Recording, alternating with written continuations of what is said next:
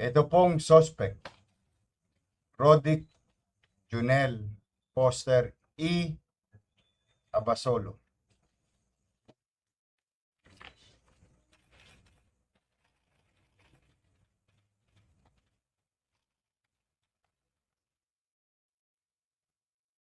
Swerte ka pa rin sa Maynila ka na uli. Siya po ay may previous case. Ito po, kidnapper ng bata. At hindi lang o basta kidnapper ng bata to.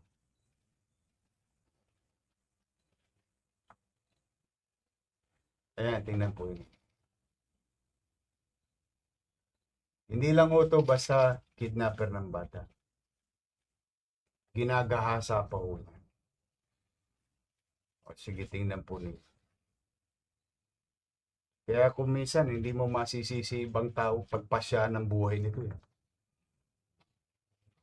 Yung kanyang dating biktima, nasa ospital pa po. Dahil sobrang nangyari doon sa mga masiselang parte ng katawan sa kagagawa nito. Pumunta pa rito sa Maynila. Nakachamba eh. Yung una niya yung kaso, 8 years old. Sa Timonan, Mauban. Quezon. O tapos meron pang isang 7 years old. Sa Gumaca naman. O tapos dito sa Maynila.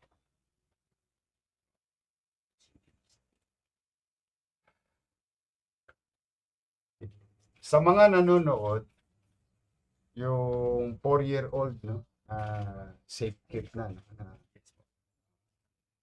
Para lang po mapapanatag kayo, alam ko masusuka kayo sa mga kwentong ito. Pero yung 4 years old po, ligtas na po. Hindi lang ho namin mapapakita sa inyo, nandyan po yung bata, pero nandito po yung magulang. Halika nga, dito yung magulang, ito yung nanay. Oh, ito po yung nanay. Hindi ko na po yung, sige, huwag mo na ipakita yung nanay. Andito po yung nanay sa katatay. Just wanted to inform you na yung pangatlong biktima na to. 4 pa. Yes. Puro sa probinsya ang lakad nun. Isa sa Pasay. Isa sa Pasay. Umamin siya doon. Tapos ito yung dito na siya nadali sa Maynila. Yes, sir. Itong CCTV na to, pakita mo yung CCTV. Ayan. Manila yan. Yes, sir. Quirino po. Ano na isip-isip mo, ba't mo kinukuha yung mga bata? Na po ako nakapatawaran ngayon sa ano po mga nagawa ko. Lahat po, humingi po ako ng patawaran sa kung po yung nagawa kong kasalanan at pagkakamali. Sana po, pagbigyan po ninyo ako ng pagkakataon.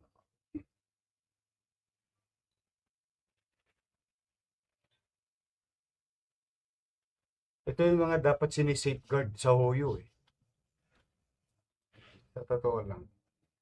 Ako pagpapasaysaan yung minsan ako medyo magaspang ako pero buti nga hanggang ganun na lamang. O tapos, alam nyo ba talagang ang Diyos maraming pamamaraan? Yung tatay naman nung isang biktima niya, sa Quezon ka, no? Nataon nagsimba rito sa Quiapo. Nagsimba ka, sabi sa akin, na kaya ka dumako dito. Last Sunday. Andi dito po yung tatay. Hindi ko na rin ipapakita para na lang, kasi medyo maselan no ito dahil kayo na po, pero yun 4 years old, 8 years old, 7 years old. Kamusta yung anak mo naman? Okay naman. Kasi yung isa nasa ospital. Yes po. Yung isang Yung biktima. nasa Timonan po. Ay, grabe po yung laceration ng bata. Ewan ko. Sa totoo, excited na si Satanas sa'yo. Sa kademonyohan mo. Baka nga pati si Satanas matakot sa'yo dahil Baka agawin mo yung trono niya sa sama ng buti. Ano makinala ang bata?